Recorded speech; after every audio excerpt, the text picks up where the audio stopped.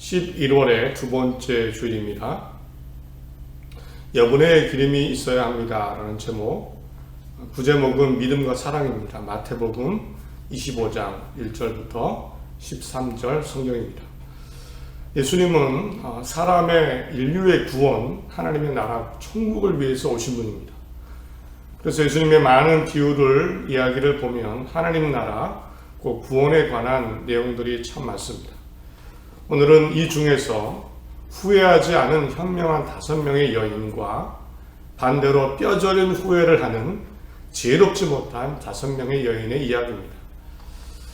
우리는 분명, 여러분도 그렇습니다. 다 그렇습니다. 후회하지 않는 5명의 여인과 같이 되어야 합니다. 이것을 위해서 오늘 여분의 기름이 있어야 됩니다. 여분의 기름이 꼭 있어야 합니다 라는 제목으로 함께 말씀을 나누겠습니다. 지금 이 순간, 바로 지금 현재 하나님 나라를 잘 준비하고 있어서 지금 당장이라도 하나님 앞에 섰을 때 하나님 나라가 있는 후회하지 않는 그런 삶을 사는 모두가 되시기를 바랍니다. 혹 어떤 일로 후회를 하신 적이 있으십니까? 후회스럽고 안타깝고 슬프고 또 잠을 설친 적이 있습니까? 어떤 후회 때문에. 혹은 심지어는 너무 후회스러워서 이를 바득바득 갈 정도로 고통이 생길 만큼 정말 뼈저린 후회를 하신 적이 있으십니까? 제 경험을 생각해 봤습니다. 물론 잠이 안 오고 마음 아프고 후회스러웠던 적은 있습니다. 그런데 이를 바득바득 갈 정도로 막 고통에 몸부림칠 정도로 그 정도는 기억이 없습니다. 그 정도까지 후회한 적은 없는 것 같습니다. 아무리 생각해도 그런 뼈저린 후회는 아직은 없는 것 같습니다. 아마 어느 정도 제 성향이나 성격 때문일 수도 있을 겁니다. 여러분은 어떻습니까? 아마 어떤 분들은 저와는 다르게 뼈저린 후회의 순간을 경험한 적이 있으실 수도 있습니다. 내가 왜 그랬을까? 정말 이렇게 했으면 됐을 텐데. 왜 이런 일이 벌어졌을까? 어떤 후회와 안타까움, 뼈저림, 그런 기억이 혹 있을 수도 있습니다. 만약 이런 경험이 있다면 당연히 이런 일이 일어나지 않기를 바랄 겁니다. 다시는 내 인생에 이런 후회, 이런 고통스럽고 뼈저린 후회스러운 순간이 없었으면 좋겠다. 이런 마음으로 의식적으로라도 조심조심 또 노력하며 살아가게 될 겁니다. 그런데 성경에는요, 예외 없이 누구나 이렇게 이를 바득바득 갈 정도의 중요한 순간이 온다는 말씀을 하고 있습니다. 만약 그 순간 후회를 한다면 이를 바득바득 갈 정도로, 어느 정도인지 모르겠지만 슬피 울며 이를 가는 정도. 누구나 예외가 없습니다. 누구나 동일하게 한 번은 그 순간 앞에 서야 됩니다. 절대 돌이킬 수 없고 누구나 예외가 없고 나는 이거 안 해요, 이게 통하지 않습니다. 바로 예수님이 하신 말씀입니다. 예수님이 천국 하나님 나라를 말씀하시면서 이 후회의 순간을 말씀하셨습니다. 24장 51절에 어미 때리고 외식하는 자가 받는 벌에 처하리니 거기서 슬피 울며 이를 갈리라. 슬피 울며 이를 갈리라. 25장 30절에도요. 이 무익한 종을 바깥 어두운 데로 내쫓으라. 거기서 슬피 울며 이를 갈리라. 슬피 울며 이를 갈리라. 예수님은 마태복음에 6번 말씀하셨습니다. 모두가 천국을 이야기하시면서 하나님 나라를 말씀하시면서 그때 그 순간에 슬피 울며 이를 갈 것이다. 뼈저린 후회를 6번이나 마태복음에 말씀하셨습니다. 마지막에 천국이 결정되는 순간을 의미합니다. 그 순간 뼈저린 후회의 순간이 될 수도 있다. 어떤 사람은 천국을 향하겠죠. 그러나 어떤 사람은 천국이 아닌 바깥 어두운 곳입니다. 바로 이 사람은 이제 돌이킬 수 없습니다. 슬피 울며 이를 갈 정도로, 이에서 소리가 날 정도로 그런 후회와 아쉬움으로는 표현이 안 되죠. 그런 후회의 순간을 맞게 된다는 말씀을 바로 예수님이 하셨습니다. 왜 이렇게 후회할까요? 하나님을 믿는 사람인데, 예수님을 믿는 사람인데 왜 이렇게 후회할까요? 당연한 이유입니다. 천국에 들어가지 못하기, 하나님 나라가 없기 때문에. 상상할 수 없지만 하나님 나라가 없다는 그 느낌, 감정, 그 생각, 그 결정의 순간, 거기에 대한 후회일 겁니다. 천국에 대한 후회. 천국에 내가 들어갔어야 되는데. 당연히 이런 후회가 있겠죠. 그런데 또 다른 정말 후회가 있을 것 같습니다. 있습니다. 바로 나 자신에 대한 후회입니다. 나 자신의 삶에 대한 후회입니다. 좀 더 잘 살 걸. 정말 그렇지 않을까요? 내가 하나님도 믿고 예수님도 믿는데 왜 이렇게 살았을까? 바보같이 살았을까? 지혜롭지 않게 살았을까? 라는 후회가 분명히 남을 겁니다. 나 스스로에 대한, 나 스스로의 삶에 대한 후회입니다. 나도 천국을 향할 수 있었는데, 나의 삶에 삶을 돌아보며 거기에 대한 후회가 분명히 있을 겁니다. 오늘 성경 본문입니다. 그런 후회를 이야기하는 예수님의 비유죠. 성경의 말씀입니다. 후회하지 않는 현명한 5명의 여인이 있고, 좀 전에 말씀드린 대로 뼈저린 후회를 하는 지혜롭지 못하다고 하는, 슬기롭지 못한 5명의 여인의 비유가 있습니다. 이 내용을 보면, 이 비유를 통해 예수님은 자기 스스로에 대한 뼈저린 후회에 대한 경고를 하고 계십니다. 오늘 성경 본문인 10명의 신랑을 맞을 준비를 하는 10명의 여인에 관한 비유, 간략하게 정리하면 이런 내용입니다. 10명의 여인들이 있었습니다. 모두 같은 마음입니다. 한 마음입니다. 신랑을 맞이하려는 같은 목적, 같은 마음, 그리고 등불을 같이 준비했습니다. 여전히 그때 천국은 마치 등을 들고 신랑을 맞으러 나간 10처녀와 같다 하리니, 신랑을 다 준비했습니다. 나름 천국을 준비하고 주님 오실 때를 준비한 겁니다. 그런데 아무리 기다려도 신랑이 오지 않습니다. 예상보다 늦어지고 있었습니다. 10명의 여인들은 기다리다가 다 같이 기다렸습니다. 졸다 그만 잠이 들었습니다. 신랑이 더디움으로 다 졸며 잘세. 그런데 드디어 신랑이 도착했던 소리가 들렸습니다. 신랑을 맞으러 나오십시오. 10명의 여인은 황급히 등을 손질하고 신랑을 맞을 준비를 합니다. 맞으러 갑니다. 그런데 이때 문제가 생겼습니다. 처음에는 아닌데 이때 문제가 생겼습니다. 특히 5명의 여인들에게 문제가 생겼습니다. 그것은 기름이 떨어져 가고 있습니다. 이대로 가면 불이 꺼질 겁니다. 기름이 떨어져 가는 거의 바닥난 5명의 여인은 생각을 합니다. 급하게 기름이 있으면 되는데, 다른 5명의 여인에게 기름을 나눠달라고 요청합니다. 미련한 자들이 슬기 있는 자들에게 이르되 우리 등불이 꺼져가니 너희 기름을 좀 나눠달라 하거나. 그러나 기름이 있는 5명의 여인들은 나눠주려고 하질 않습니다. 왜냐하면 기름을 나눠줬다가 나도 부족하고 당신도 부족할까. 슬기 있는 자들이 대답하여 이르되 우리가 너희가 쓰기에 다 부족할까 하오니, 우리와 너희가 쓰기에 다 부족할까 하노니 차라리 파는 자들에게 가서 너희 쓸 것을 사라. 나눠줬다가 우리도 당신도 부족할 것 같습니다. 차라리 가서 기름 파는 사람에게 사오십시오. 그래서 5명의 여인은, 기름이 떨어져가는 여인은 기름 파는 가게로 향합니다. 기름을 사러 갑니다. 결국 기름을 더 준비한 5명의 여인은 신랑을 맞으러 가고, 기름이 떨어져 가는 5명의 여인들은 가게로 가서 기름을 사오게 됩니다. 드디어 기름을 사가지고 돌아왔습니다. 그러나 그 뒤에 찾아온 것, 기름을 사가지고 왔는데 그 뒤에 이어지는 사건은 기쁨이 아니라 뼈저린 후회입니다. 왜냐하면 이미 다 끝나버렸습니다. 이미 모든 것이 지나갔습니다. 그들이 살아갈 사이에 신랑이 오므로 준비하였던 자들을 함께 혼인잔치에 들어가고 문은 닫힌지라. 그 사이에 신랑이 도착했습니다. 혼인잔치의 문이 닫혀버렸습니다. 닫혀버렸습니다. 늦게 기름을 사온 여인들은 주여 주여 열어주소서.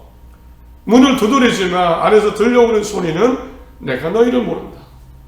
그 후에 남은 처녀들이 와서 이르되 주여 주여 우리에게 열어주소서. 대답하여 이르되 진실로 너희에게 이르노니 내가 너희를 알지 못하노라 하였느니라. 알지 못하겠다. 뼈저린 후회를 하는 순간입니다. 천국, 하나님 앞에 가서 천국의 순간이에요. 이제 왜 그렇게 다 같이 신랑을 기다리고 하나님 믿고 예수님 믿고 다 같이 신랑을 기다렸습니다. 천국을 기다렸습니다. 후회하게 되는지 여러 가지 생각해 볼 수 있습니다. 아마 5명의 여인들, 기름을 준비하자 하는 여인들은 기름 좀 나눠주지,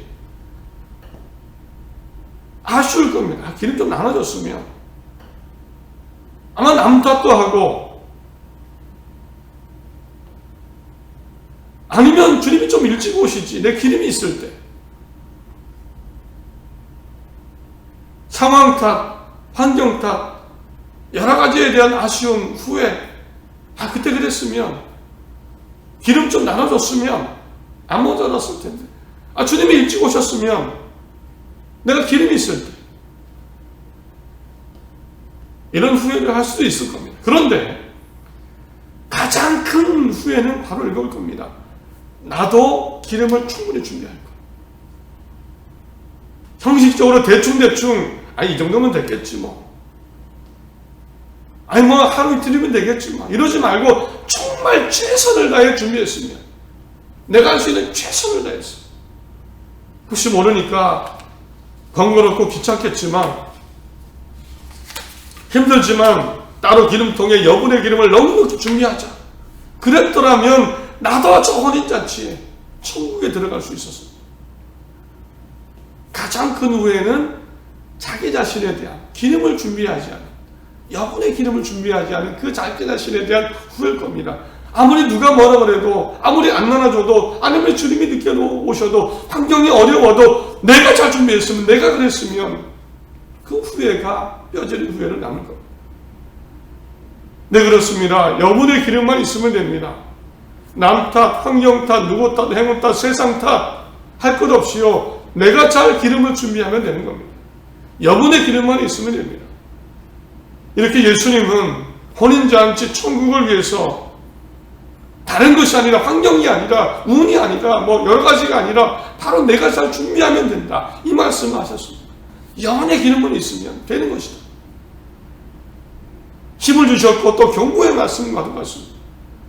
천국 하나님 나라를 위해 여분의 기름을 넉넉히 준비해라. 이제 생각을 해보겠습니다. 여러분은 그러면 여분의 기름이 뭐라고 생각하십니까? 여분의 기름만 있으면 됩니다.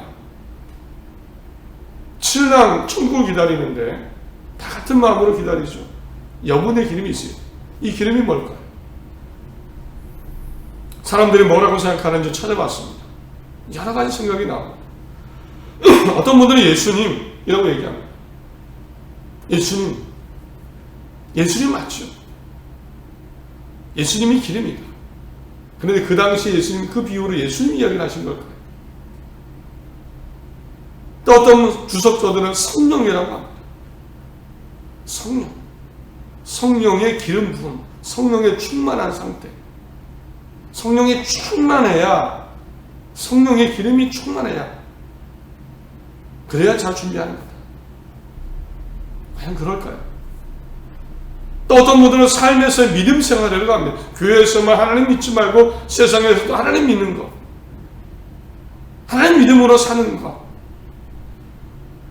기도하고 믿음을 갖고 하나님 찬양하고, 이것이라고 설명합니다.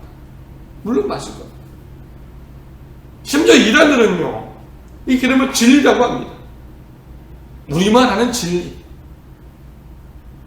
다른 교회들은 다 안 되고 진리를 깨달아야 된다. 우리가 아는 진리를 깨달아. 그게 기름이다. 예수님이 그런 얘기 하신 걸까요? 그런데 어떤 분들은 이 기름을 이렇게 해석합니다. 저는 이 해석과 이에 동의를 합니다. 바로 행동과 실천입니다. 행동하는 믿음입니다. 곧 사랑과 선의 기름입니다. 믿음이라는 등불, 거기에 사랑이라는 기름, 넉넉한 상태. 다 같이 믿음으로 주님 기다리고 천국 기다립니다. 예수님 믿고. 그러나 그 등불 안에 사랑의 기름이 넉넉한 상태입니다. 저는 이 해석에 동의합니다. 왜 여분의 기름이 다른 게 아니고 사랑이고 선이고 이건 걸까? 오늘 사실 25장 마지막 부분에는 예수님이 천국에 가는 여러 가지 비유를 하셨는데 결론과 같은 비유가 하나 나옵니다. 양과 염소의 비유입니다. 24장부터 25장까지가 다 천국에 관한 말씀 비유입니다. 나 천국에 가는 방법 잘 준비하라고 하신 겁니다. 이 비의 결론이 25장 마지막 부분의 양과 염소의 비유인데 거기 보면 여분의 기름이 있어서 하나님의 오른편 양에 대해서 구원을 받을 사람이 누구인가? 여분의 기름이 있는 게 무엇인가? 아주 정확하게 나옵니다. 그때 임금이 그 오른편에 있는 자들에게 이르시되 내 아버지께 복 받을 자야 나와 창세로부터 너희를 위하여 예비된 나라를 상속받으라. 내가 줄을 때에 먹을 것을 주었고 목마를 때에 마시게 하였고 나그네 되었을 때에 영접하였고 헐벗었을 때에 옷을 입혔고 병들었을 때에 돌보았고 옥에 갇혔을 때 와서 보았느니라. 40절 임금이 대답하여 이르시되 내가 진실로 너희에게 이르노니 너희가 너희 형제 중에 지극히 작은 자 하나에게 한 것이 곧 내게 한 것이라. 여분의 기름, 주여 주여 이게 아니고 여분의 기름은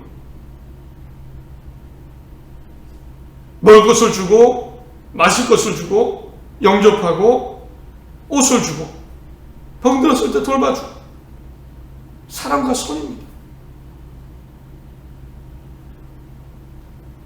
반대로 왼편에 염소, 여분의 기름이 없는 후회한 뼈저리 일을 가는 뼈저리 후회를 하는 사람들은 이렇게 말씀합니다.